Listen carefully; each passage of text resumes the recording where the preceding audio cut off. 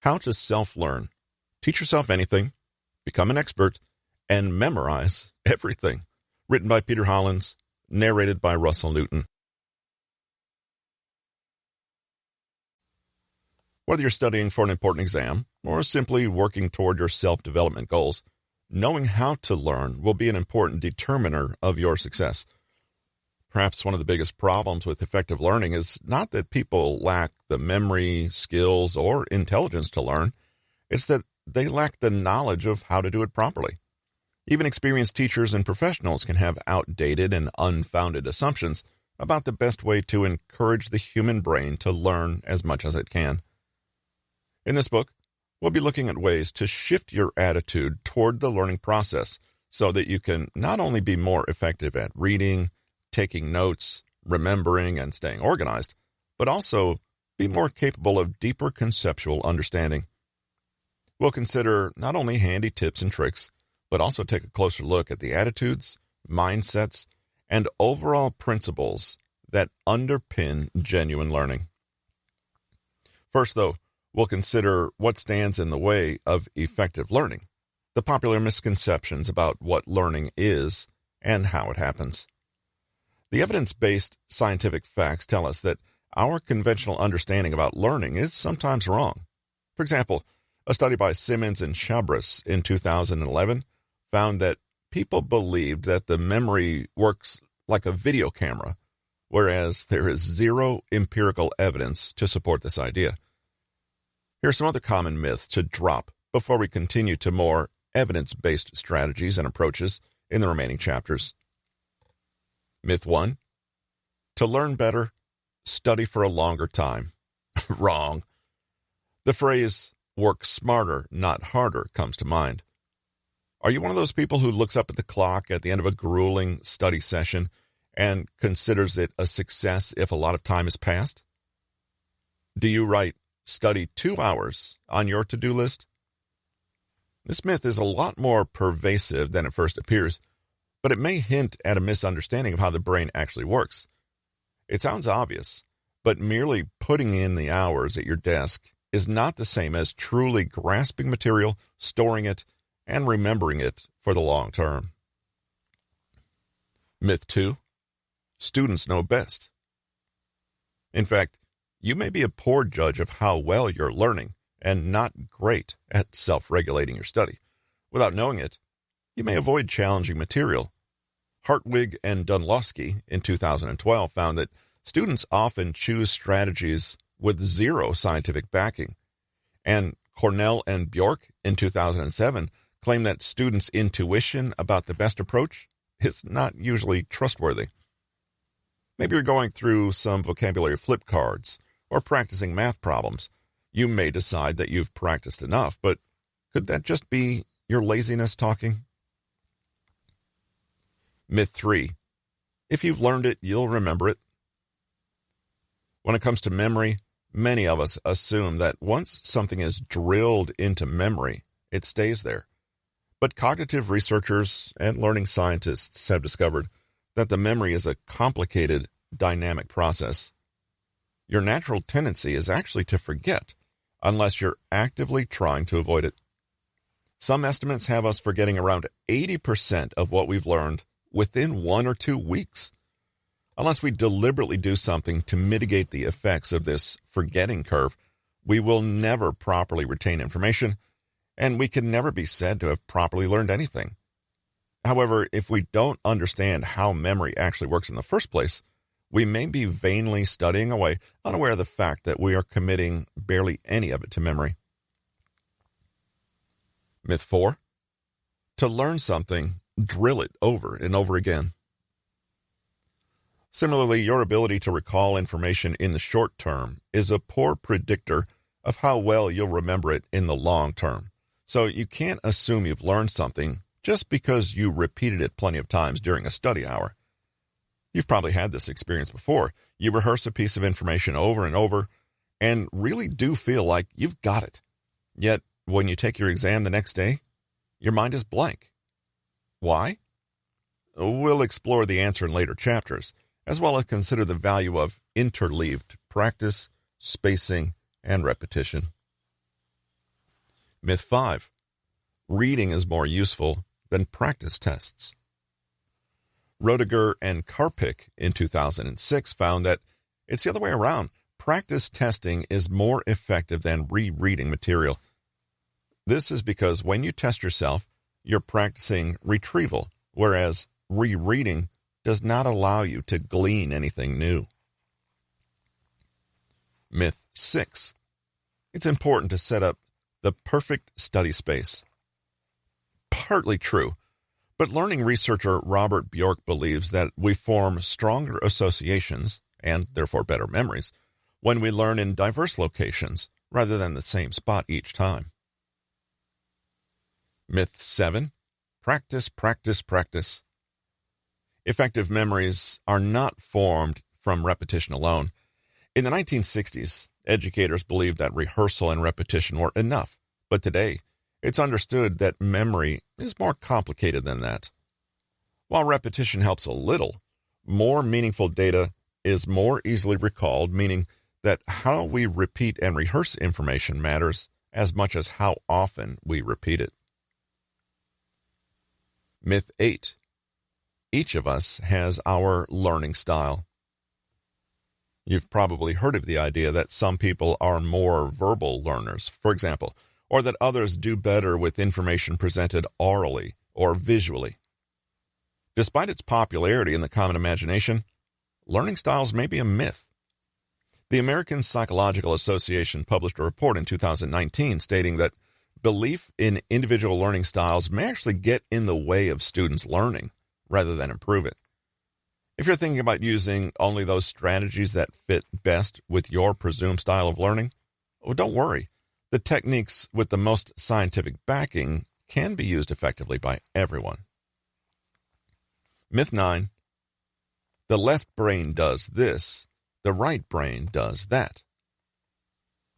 In a similar vein, there's little evidence to suggest any difference between left-brained activities or individuals and right-brained. The left is purportedly oriented toward math and language, while the right brain is more about creativity. The truth is, this is a complete myth. Perhaps the biggest and most damaging myth, however, is the following. Myth 10. Students will automatically and intuitively pick the right way to study.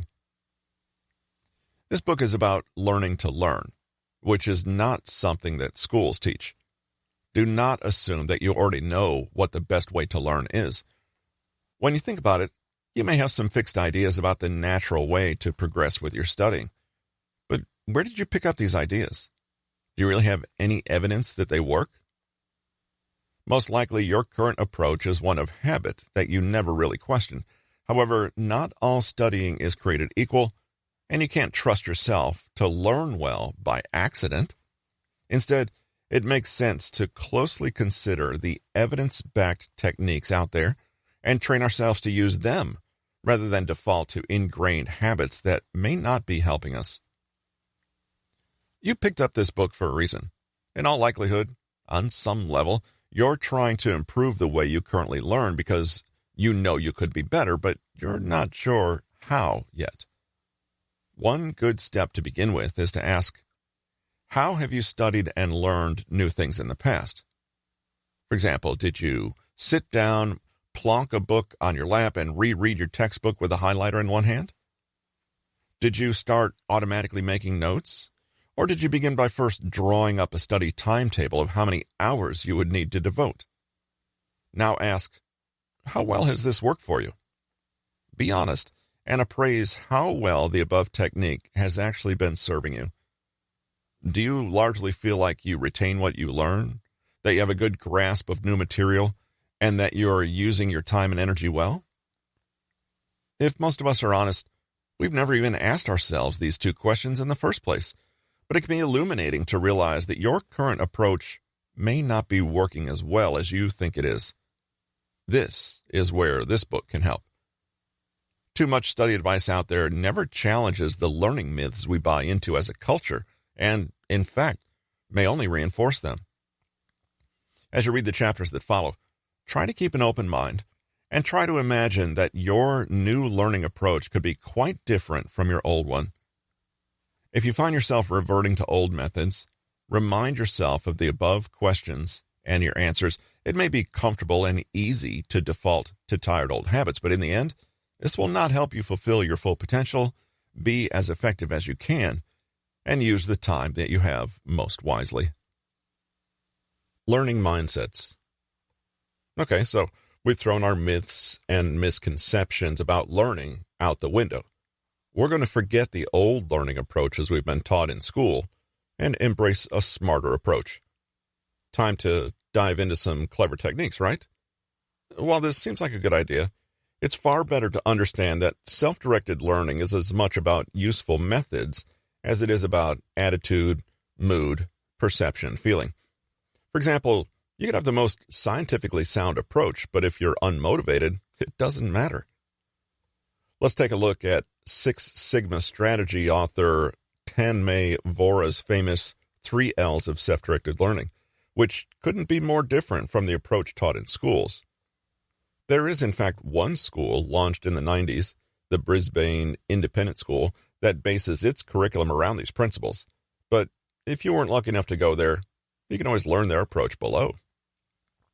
7 characteristics are emphasized in this model: playfulness, autonomy, internalized evaluation, openness to experience, intrinsic motivation, self-acceptance, flexibility. The idea is to develop your own ability to self-direct and self-regulate. In other words, to become your own teacher. A self-directed learner is not just someone who's aping a series of useful techniques. Rather, they've learned how to learn, and they do it well. They take initiative, adapt, persevere, and remain curious. Basically, they foster an attitude of learning that goes beyond any particular subject or activity. The exact study techniques you use matter, but what's most important is your mindset. With the correct attitude, you pace yourself, spring back from disappointment or difficulty, adjust as you go, set your own goals, and feel empowered when you reach them. Your motivation and sense of purpose is stronger because you guide yourself. Compare the following students. Student A wants the teacher to tell them what to learn and how. Then they hack away at it at home, alone, wasting time on techniques that don't get them very far. They don't care about anything outside the curriculum. When they do poorly on a test, they blame the teacher for not being better. Student B takes the initiative to make their own study curriculum and works in collaboration with others to continuously refine it so that they're using their time in the best way possible. They keep learning, even after an exam and beyond the curriculum. And when something doesn't work, they take responsibility for it, determining a better way forward instead. Student B is a self-directed learner, while Student A is arguably not learning anything. Student B can reflect on their process, can use their time efficiently, and is motivated from a sense of personal responsibility and inquisitiveness. How do you develop such a mindset? Identify your goals.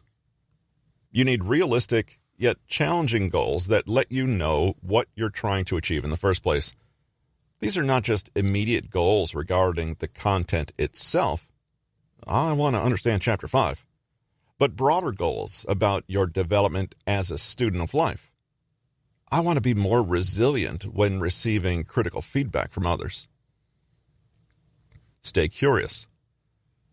Keep asking questions, and don't take everything at face value. Why did XYZ happen? What would have happened if you did something different? A lifelong, self-directed learner places curiosity at the center of everything they do. Challenge yourself. Growth and learning take place outside your comfort zone. Push yourself to do more. The sense of reward and accomplishment will be greater, and this feeling of meaning will motivate you to carry on. If the goals that others assign to you are on the conservative side, set your own more ambitious goals. That said, a goal that is too ambitious will overwhelm you and leave you feeling discouraged. It's your job, however, to find the perfect spot in between. Track your progress. You need a way to measure your effectiveness, and monitor your progress. Set a standard and regularly ask how you measure up against that standard. Again, you don't need to wait for others to test or appraise you. You can do it yourself. For example, set yourself a weekly quiz and keep track of your scores. Pay attention to your source of motivation. Students may budget their time and they may juggle their energy levels, but remember also to be mindful of your degree of motivation, and more importantly, where that motivation is coming from. Ideally, you want to be intrinsically motivated, i.e., have a drive to do something that comes from your own inner determination and personal values, rather than external rewards. Your goals need to genuinely mean something to you, or your motivation will fizzle out. Some self-directed students choose to have their mission statement or overall goal hung on a poster above their desk, so they're constantly reminded of their big why. Value progress, not perfection. We cannot guarantee any particular outcome, but we can always choose our actions in the moment. By focusing on what is in our control as we progress through the learning process, we stay empowered. Furthermore, avoid comparing yourself against others, and simply keep asking yourself, am I better than I was before? Reach out to others. There are limits to sitting alone and learning. Reach out to others and collaborate, learn together, ask questions, seek feedback, be challenged and inspired, and compare your process. Find those who share your goals and support one another to reach them. This is an aspect of motivation that modern school systems undervalue. Hopefully, you're beginning to see the difference between a superficial and ineffective learner and a more engaged, more self-directed, genuine learner. Maybe you think, I don't need to be a deep learner, I just want to pass my exam. Well, the secret is that whatever your learning goals, you'll achieve more if you adopt the mindset of those people who have a lifelong love of learning. One excellent way of taking responsibility for your learning journey is to keep a diary. This learning journal can be used to keep tabs on yourself, track your progress, record feelings and developments, ask questions, and strategize. There are two important things to remember. Make your journal relevant to you and your learning goals. Check in with it regularly, for example, at the end of every day or week. As your first entry in the learning journal, write down your primary goal. Make sure the goal is challenging but still realistic. Also, make sure you know how you'll track the goal. How will you be sure you have achieved it? Your goal may need to be broken down into smaller sub-goals. For example, your main aim may be to learn Spanish, but this consists of several sub-goals of passing a particular test, having a conversation with a native in Spain, or being able to read a certain text with a certain level of fluency. Remember, though, that these goals are only part of the story. Also include goals that refer to the learning process itself. For example, you may wish to improve your short-term memory, be more organized with your study materials, and build better confidence. The more time you take fleshing out your goals in your journal, the better you'll be able to monitor those goals when you return to your journal periodically, whether that's once a day, once a week, or even once a month. Let's say that at the end of each day, you check in with your learning journal. You remind yourself of your main goal and reconnect to your reason for wanting to achieve it. You look at what you've done that day and appraise your progress. What have you achieved? What would be done better tomorrow? Maybe you'll tackle an attitude or mindset problem, or maybe you simply tweak a practical matter by trying a different tactic going forward. Whatever you choose to do with your journal, just remember to make sure it works for you and your learning goals, and that you're routinely checking in with it to realign with your goals and monitor your progress. Don't be too hard on yourself when you start out.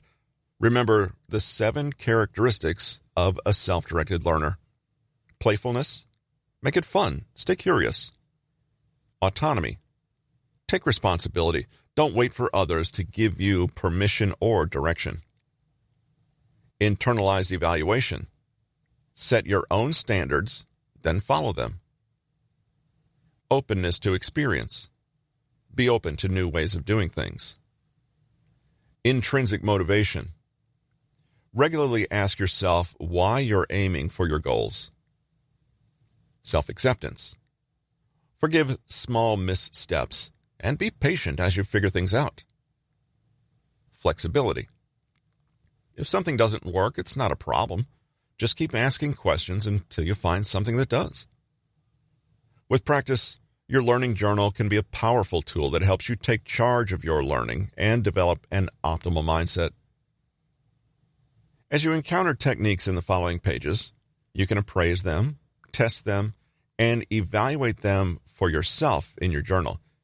If you can do this consistently, congratulations, you're now learning like a self-directed learner does. Reflective learning through the Gibbs model. The best students in the classroom are those who are the best students outside the classroom. It is not sufficient simply to have an experience in order to learn.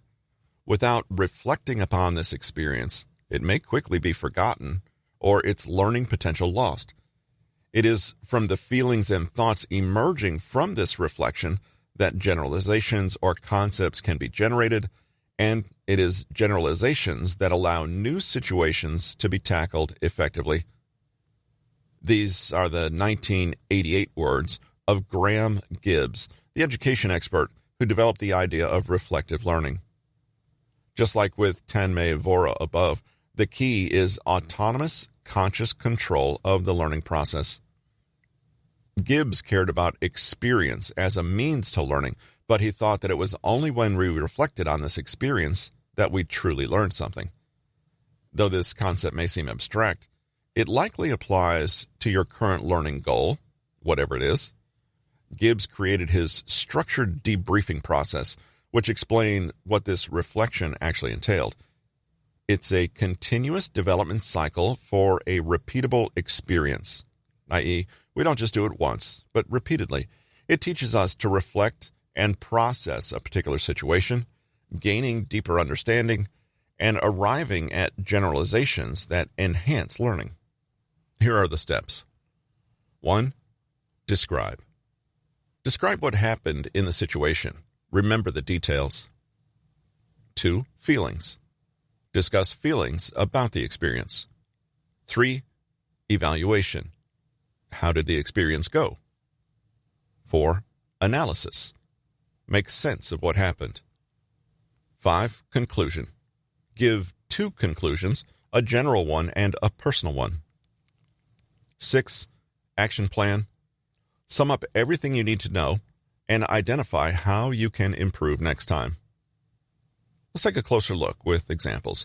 The framework can be applied to minor events you wish to analyze or, more broadly, to your own life as a whole, or both. The following example shows how the framework applies to a broader life situation. Describe. What happened? Look at when, who, why, where, and how it happened. Be comprehensive but concise and stick to facts. Example. I'm on a mandatory training course with an internal team at work because the boss wants everyone to prepare for this new system software. I was enrolled so I could then train my subordinates on the protocol next month. On the first day of the course, the instructor graded my practice report as the worst in the group and loudly criticized me in front of my peers. Feelings. What were your thoughts, emotions, beliefs, and values at the time in response to the above? What about others' thoughts? Example, I was embarrassed and angry and thought, I didn't even want to be on this course. It's mandatory. I felt this was unfair of the instructor, and I felt picked on. It's shaken me because I'm normally a top performer at work and looked up to by others. The instructor seemed irritated with me. Evaluation. Look at the negative and the positive. What worked and what didn't? How did things get resolved if they did? Example. Talking to the instructor after class, I realized that she didn't think she had been unkind. and was surprised I was upset. Honestly, my report was not up to scratch, but the instructor could have been gentler. On the other hand, I can at least appreciate that she's an expert in her field and has taken the time to improve my work. Going forward, I'm trying to put my bruised ego aside and generally learn to be better. Analysis. Use a wider theory or framework to put the event in context and understand it better. Ask why questions and see if there's any guidance out there about similar situations. Look for possible alternatives and research various options going forward. Example: sitting with the problem, I've come to realize that my own reaction was more of a defensive response from me, and I wasn't being genuinely attacked by the instructor.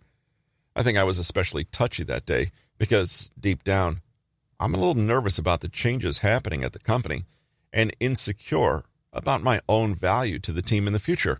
However, being sulky and unwilling to hear feedback won't help.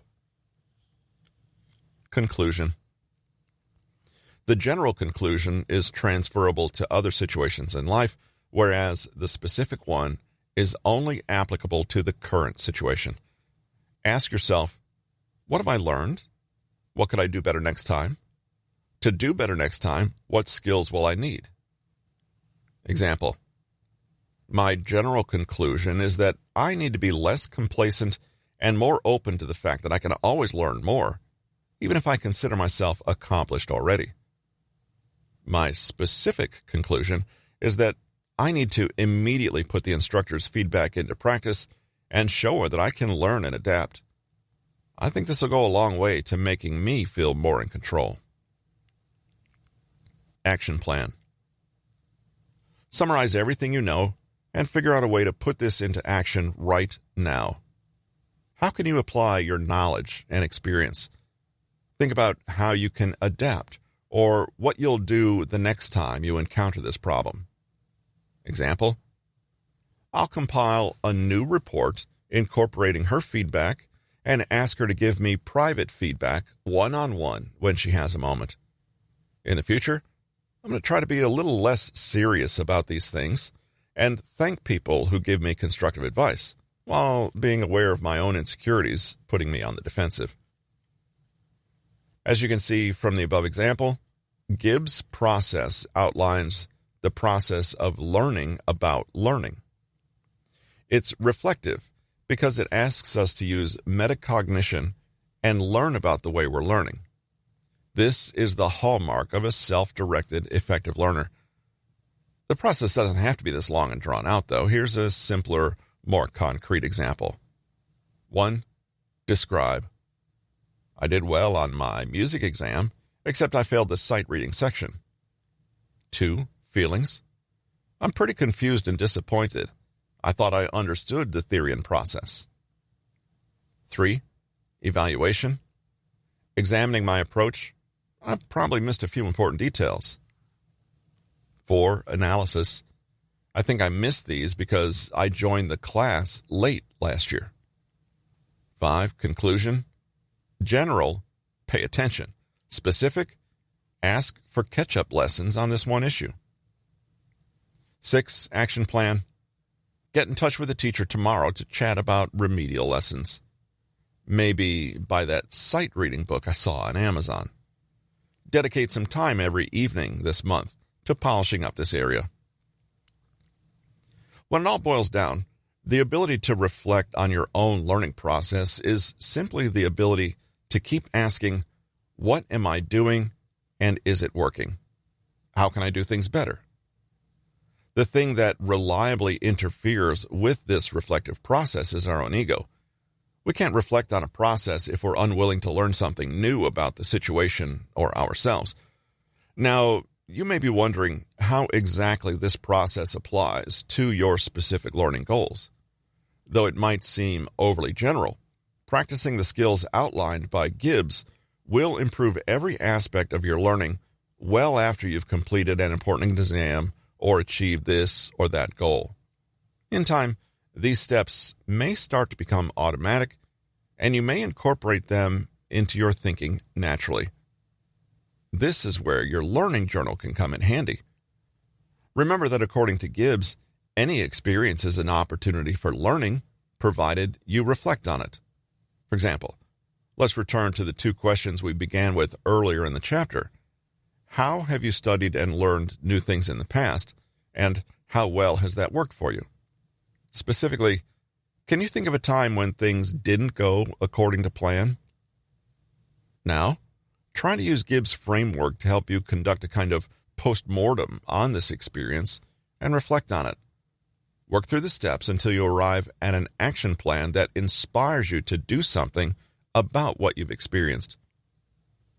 You may notice that going through this process slows you down and forces you to engage more deeply with what's going on in your life, but also what's going on more specifically in your learning journey. It teaches you to be self-directed, self-aware, and a responsible learner. It also helps you make meaning of the things you're learning and make course corrections in your path toward your goal.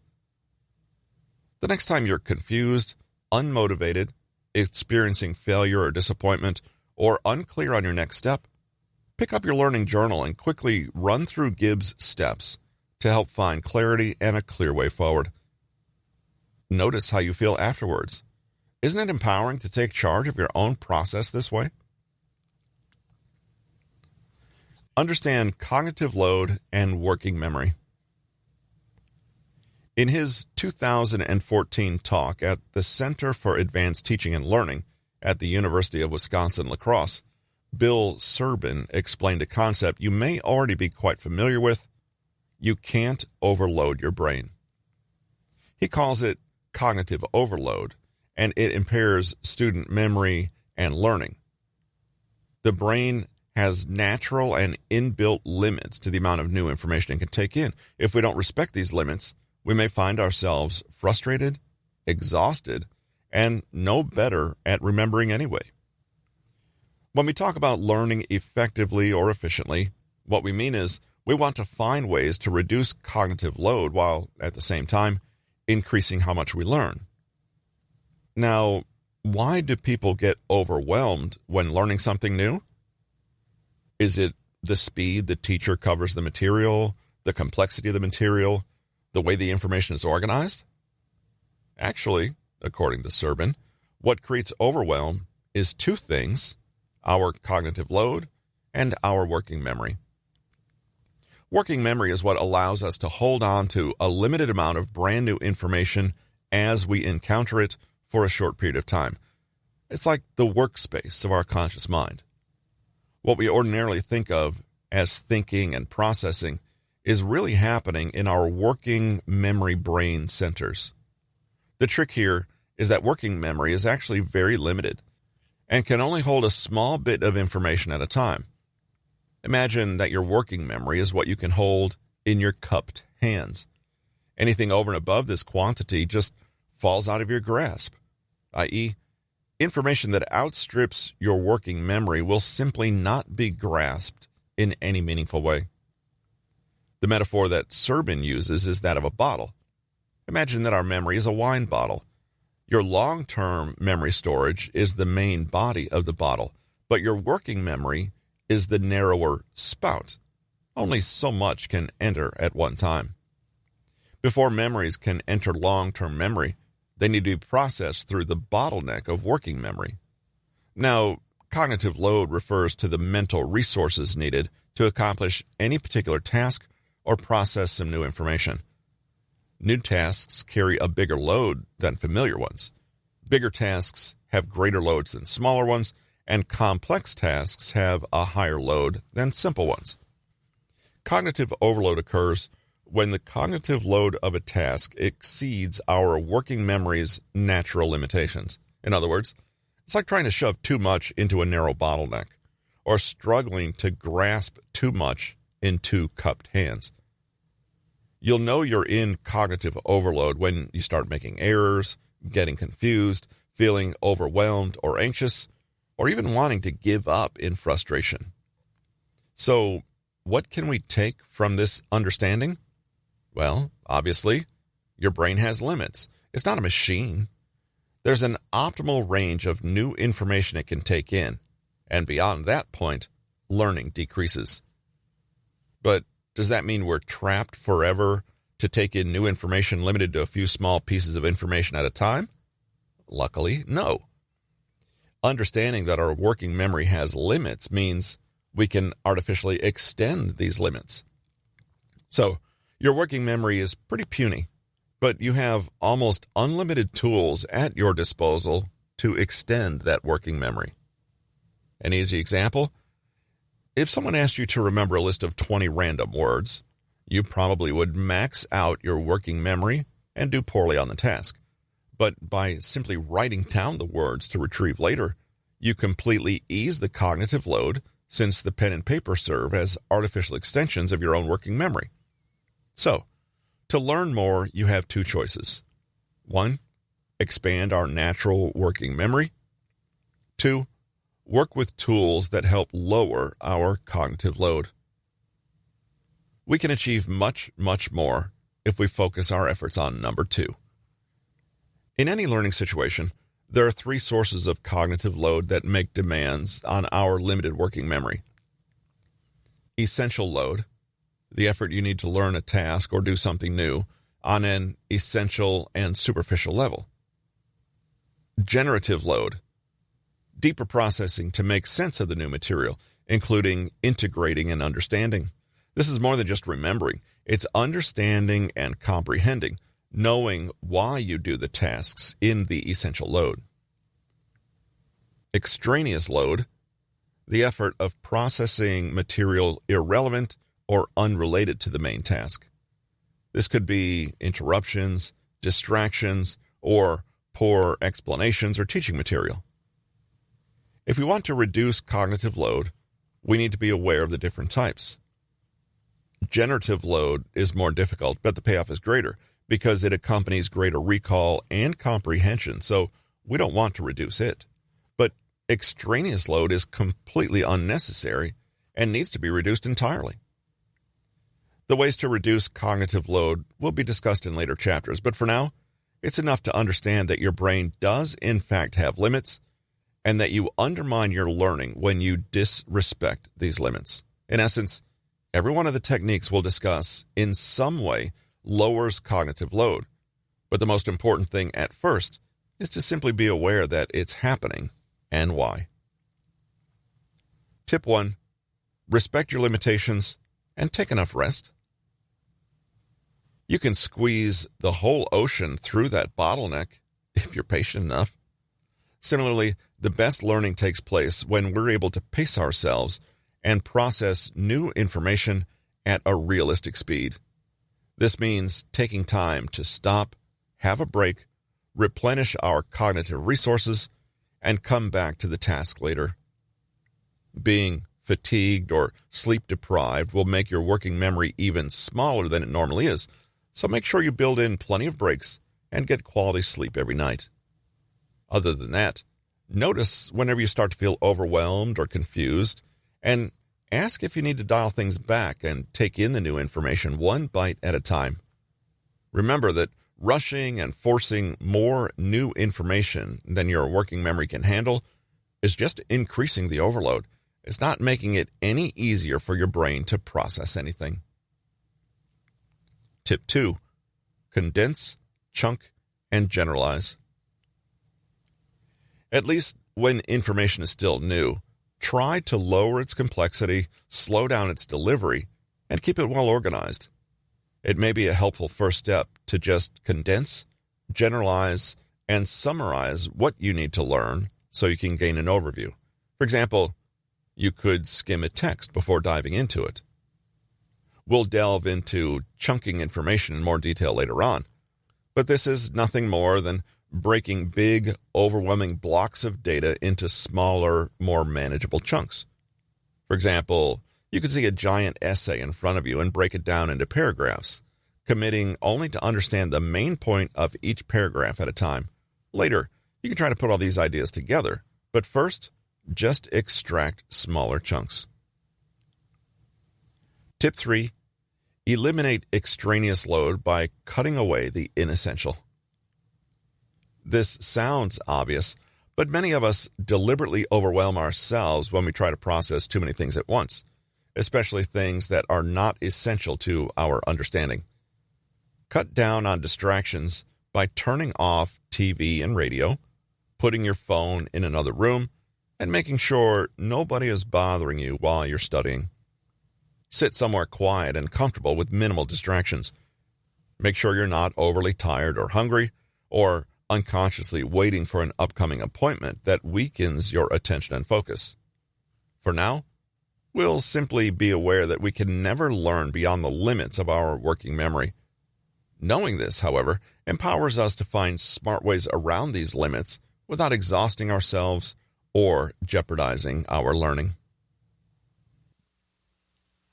Gamification.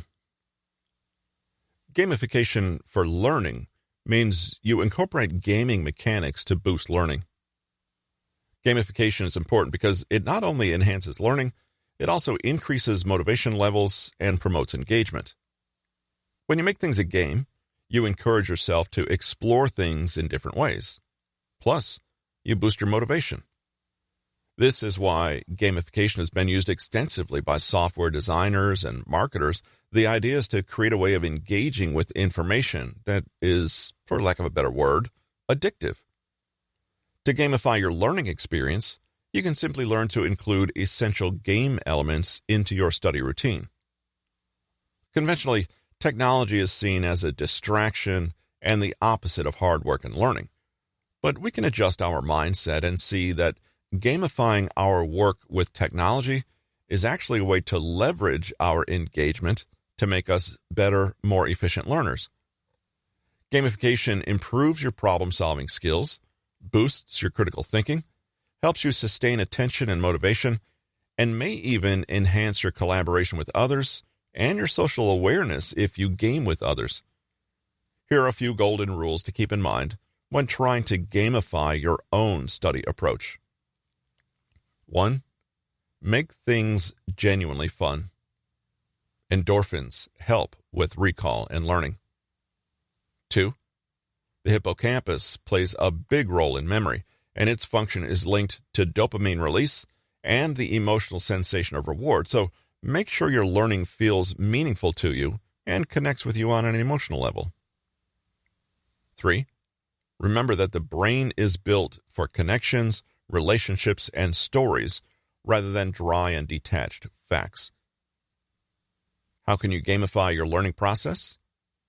You probably already have an intuitive sense of what this might look like, especially if you're a gamer of any kind. Here are some ideas. Give yourself tiny rewards. Some learning tasks are difficult because the reward is so far off in the distance. You work and work and work, and yet you don't feel as though much has changed, and all that results is that you're tired. Change things up by making sure you receive tiny rewards at more regular intervals. These rewards will stimulate the release of neurotransmitters in the brain that boost motivation and strengthen the feeling that the action you've just performed is a good one. Give yourself points, badges, prizes, or tokens of achievement when you achieve a small step on your path. Not only will this make you feel like you've made progress, but it will also inspire you to race to earn the next one. For a simple example, imagine you allow yourself to eat one jelly bean per page of challenging text you read. A jelly bean is just a silly thing, and if you really wanted to, you could gobble the whole bag, but by turning it into a game, you set a fun challenge for yourself and see how far you can go. Set up a progress indicator. Closely related to this technique is to deliberately set up markers that let your brain know it's making progress on its journey. This alone will be perceived as a reward. Though small, this feeling of achievement and actually getting somewhere is highly motivational. You can set up a progress bar for yourself in many ways. Have a poster on which you cross out days, challenges, or tasks, or something cumulative where you can watch your daily growth toward a goal, like a jar you add a coin or marble to after each completed task. Consider creating a collage that represents your goal, and then literally draw a line that gets longer and longer the closer you get to that endpoint.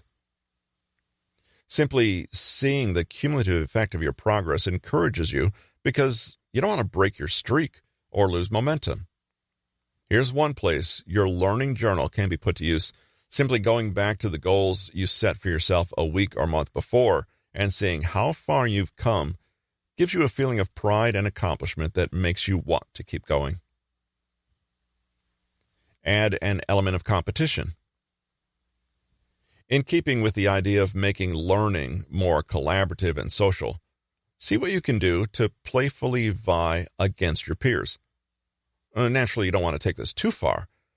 When there's a task to be done, you could break into teams or groups and compete against one another.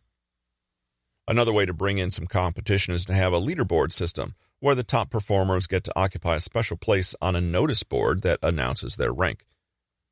This not only encourages others to see if they can do better, but it also encourages the reigning champion to keep on their toes.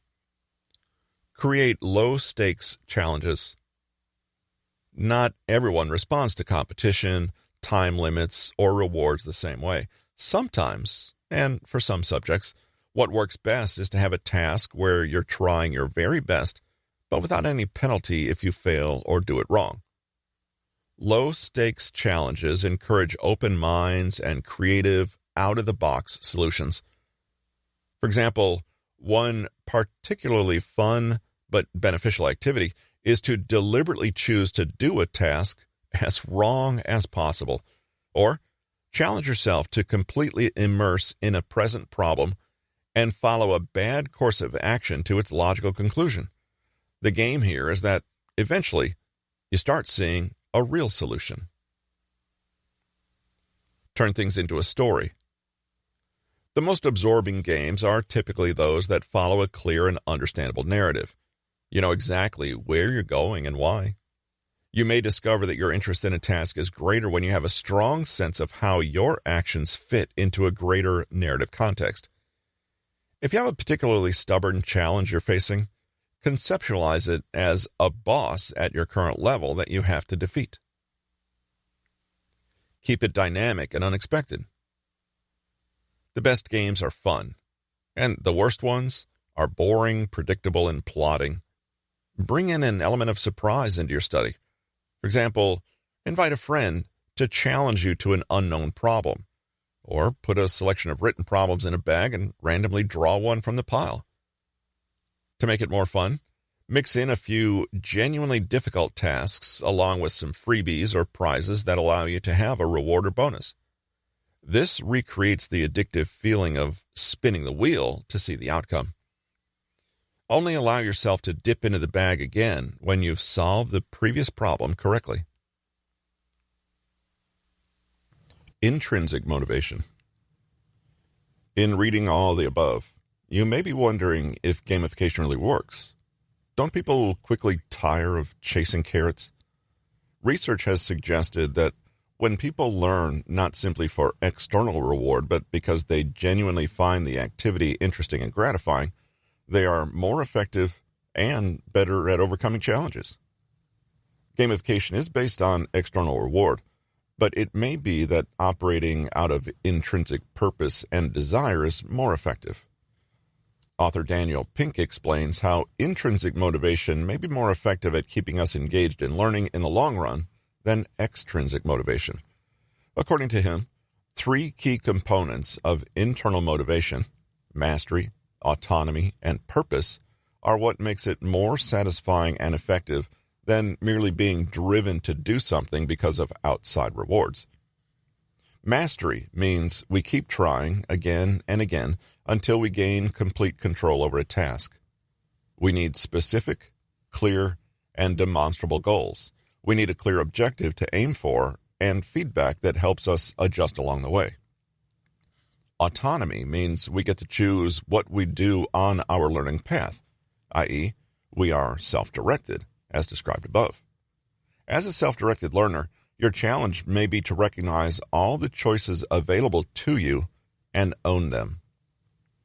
Purpose means we act with a reason. There's some point to our learning, and it's worthwhile to us personally.